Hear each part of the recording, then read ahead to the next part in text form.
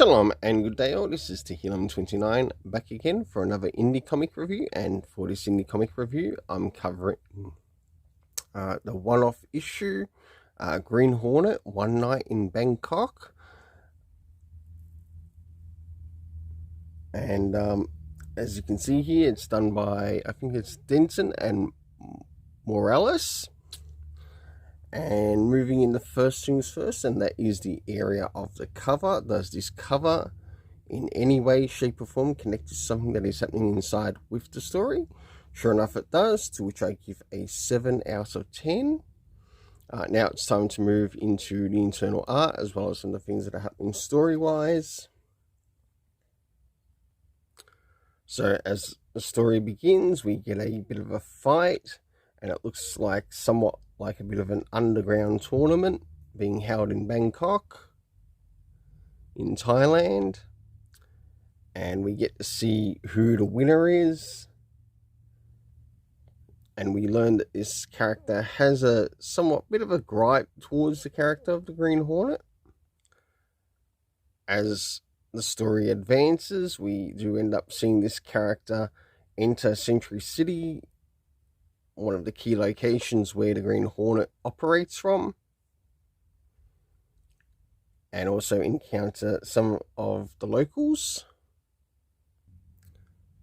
And last but not least, as things seem to advance in the story, he also does go up against said opponent, and he lets his opponents know, including the new one on the scene, that this city belongs to him.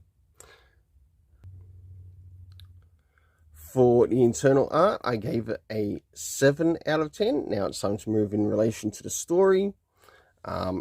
Seeing that there was no comic references brought up, it won't be rated on any comic references though.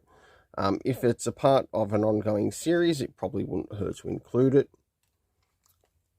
So the first area that I like to cover is time, and we got 2 weeks ago. We also got tonight, later, and also that night used in relation to time.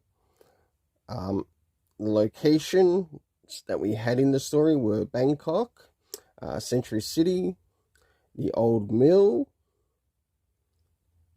which was also place in Century City.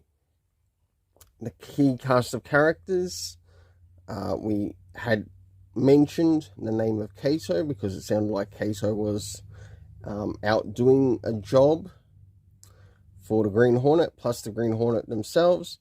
But one thing I do really want to slightly criticize is that we never really got the name of this particular villain that we were meant to that we encounter in the series, the one that had the tattoo of the snake. I felt like the author felt like the readers knew who it was, but being someone who's picked up this comic as new first issue for a while, I had no idea who the character was, to which I give the rating a 6.5 out of 10. Until then, let's keep it colourful and have yourself an awesome day.